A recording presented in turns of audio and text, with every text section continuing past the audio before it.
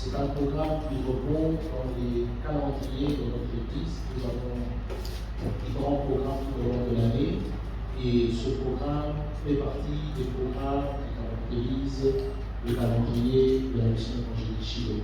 En termes de jeûne et prière, c'est le dernier programme de jeûne et prière qui comporte 14 jours en son sein. Et pour cette année qui partira du 20 de ce mois, jusqu'au 3 décembre, donc du mois prochain et de cette année. Et l'Esprit de Dieu nous a conduits sur ce passage d'Ézéchiel afin de pouvoir tirer ce thème de ce passage et pour l'éducation de l'Église pendant ces 14 jours de jeûne. Et ce n'est pas seulement pour le thème de la mission évangélique Shiloh, c'est pourquoi nous avons fait des affiches, nous avons mis une bannière sur le Siemens, nous sommes à la radio, à la télé, dans les plateformes digitales, pour permettre à toute la ville, à tous les enfants de Dieu, à toute personne qui entendrait parler de ce programme, de pouvoir participer massivement à ce programme. Donc, c'est pour tout le monde. Que vous soyez des Shiloh ou pas, que vous êtes enfants de Dieu, que vous êtes habitants de Goma, c'est une activité qui inclut tous les habitants de Goma, vous êtes du CENI, vous êtes de la périphérie, vous êtes invités à ces assises. Alors, vous demandez si, par rapport au temps que traverse notre pays, est-ce que ce thème répond à ce contexte? Je voudrais dire, je vous l'ai dit encore, que le thème, ce n'est pas nous qui le choisissons, le thème nous est inspiré par Dieu.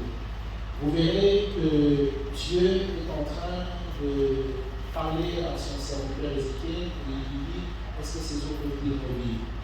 Et quand vous voyez les eaux qui peuvent revivre, ça veut dire, quand on parle des eaux, ce ne sont pas seulement des eaux. Quand vous lisez la Bible parle des eaux desséchées. Ça veut dire que c'est une situation de chaos total, une situation d'aller-retour, une situation de peine, d'angoisse.